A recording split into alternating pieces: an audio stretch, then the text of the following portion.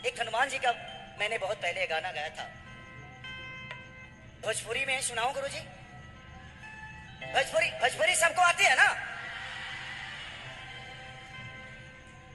आपको लगता है कि जहां फ्लाइट का रास्ता नहीं है वहां भी है ना भोजपुरी के लोग? छा जाओ। क्या करोगे, हमारी मजबूरी है यार, बिहार में रोजगार नहीं है बाबा।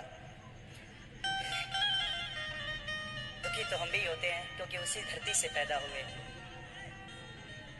बट आपका आशीर्वाद हो गया है तो आज नहीं तो कल सब कुछ हो जाएगा।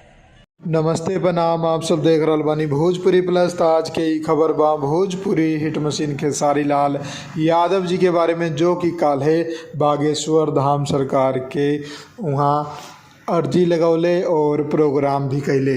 जी हाँ, आप लोगन के बता दी कि काल्हे जौन बागेश्वर धाम सरकार बड़े वहाँ पर 151 गो लड़की के विवाह करावल गई, जौना में खेसारी लाल यादव जी अपन प्रोग्राम दिले और प्रोग्राम के दौरान ही अपन बिहार के दुख भी बतौले कि अगर बिहार में रोजगार होइत तब फिर और ही कुछ मामला होइत। कैसे कि खेसारी लाल यादव जी एगो गाना गावे जात रहे भोजपुरी में, तो सब केहू से पूछले कि भोजपुरी समझ आवेला, तब बहुत आदमी हाथ उठा दिलक। तब खेसारी लाल यादव जी अपना द्वारा कहले कि जहाँ पर फ्लाइट ना भी जाले वहाँ पर भी भोजपुरी के आदमी रहेला, काहे से कि बिहार में रोजगार ही ना बा, बिहार में काम ही ना बा, तो का करो आदमी। ते पर बागेश्वर धाम वाला सरकार जो कि धीरेन्द्र किशन शास्त्री जी बड़े, उहो खूब मुस्कुरैले और अपन प्रतिक्रिया देले।